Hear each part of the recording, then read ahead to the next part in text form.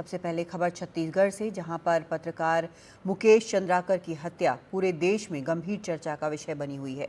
आम लोगों के साथ साथ पत्रकार संगठनों ने भी गुस्सा जताया है। अब तक 3 आरोपियों को गिरफ्तार किया गया है, जिनमें से 2 मृतक पत्रकार मुकेश चंद्राकर के रिश्तेदार हैं। पुलिस ने कार्रवाई करते हुए उनके घर पर बुलडोजर चला दिया है। साथ ही बैंक अकाउंट भी फ्रीज कर दिए गए हैं। जांच के लिए एसआईटी का भी गठन कर दिया गया है। पत्रकार मुकेश चंद्राकर अपनी खोजी रिपोर्टों के लिए जाने जाते थे। एडिटर्स गिल्ड ऑफ इंडिया ने इस वारदात पर कहा कि ये खबरें परेशान करने वाली हैं। गिल्ड ने एक प्रेस नोट साजिश की आशंका से जोड़ते हुए छत्तीसगढ़ सरकार से मामले की तेज और निष्पक्ष जांच की मांग की है। साथ ही गिल्ड ने कहा कि छोटे शहरों और ग्रामीण क्षेत्रों में काम करने वाले पत्रकारों की सुरक्षा बहुत अहम है।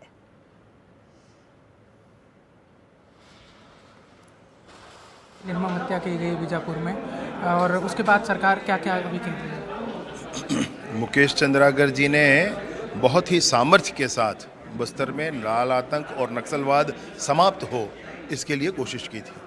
और वो लोग जो ये चाहते हैं कि बस्तर में नक्सलवाद समाप्त ना हो, उन्होंने इनकी हत्या कर दी। कांग्रेस के नेता और ठेकेदार सुरेश चंद्राकर ने षड्यंत्र करके उनकी हत्या की।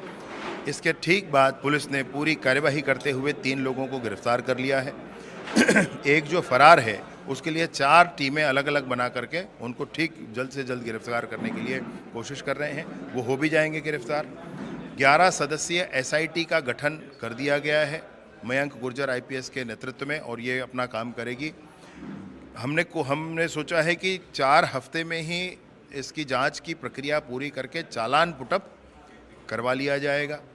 स्पीड ट्रायल करने के लिए कोर्ट से आग्रह करेंगे और इस पर निर्णय भी जल्द से जल्द आ जाए, इसके लिए हम लोग काम करेंगे।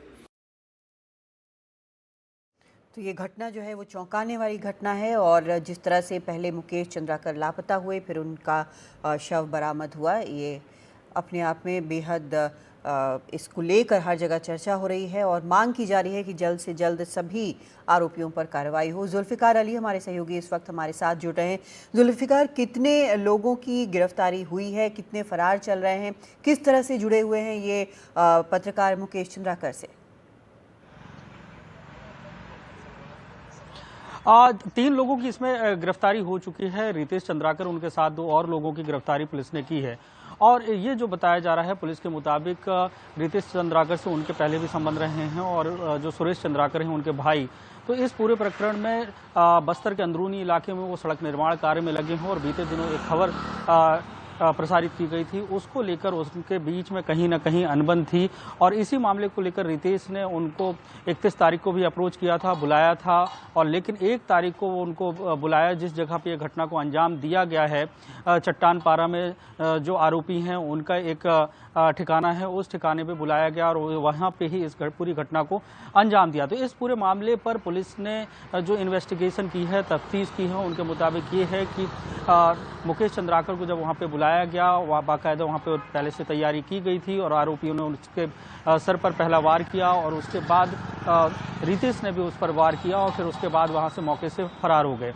इस मामले पर बस्तर के जो आईजी हैं पी सुंदरदास, उनका ये कहना है कि इस जो कॉन्स्पिरेसी हुई है और जिस तरीके से ये हत्या हुई, इस पूरे मामले पर पुलिस की पैनी नजरें हैं, और कोई भी आरोपी है वो बचकर निकलेगा नहीं। लेकिन सवाल ये खड़ा होता है, खासकर बस्तर में, क्योंकि ये माओवाद प्रभावित क्षेत्र और इस इलाके में जो पत्रकारिता करना बड़ा मुश्किल है, क्योंकि दुधारी तलवार जैसी स्थिति यहाँ पे पत्रकारों के लिए बनती है, क्योंकि अंदरूनी इलाके में विकास की एक बात कही जाती है और वहाँ पे निर्माण कार्य जो होते हैं वो गुणवत्ताहीन होते हैं, और ऐसे में इन खबरों को अगर दिखाया जाता है और ठेकेदार और इतनी बड़ी वारदात को अंजाम देता है, तो ये कहीं ना कहीं एक बहुत बड़ा सवालिया निशान प्रशासन पर लगता है, पुलिस विभाग पर लगता है कि कहीं ना कहीं माओवाद के खिलाफ जो लड़ाई पुलिस की चल रही है, सुरक्षा बलों की चल रही है, और अगर इस तरीके से गुणवत्ताहीन सड़कें अगर अंदरूनी इलाके में बनाई जाती हों और उन खबरों को प्रसारित किया जाता है, तो ये सबसे बड़ा सवाल है। हालांकि पुलिस का ये दावा है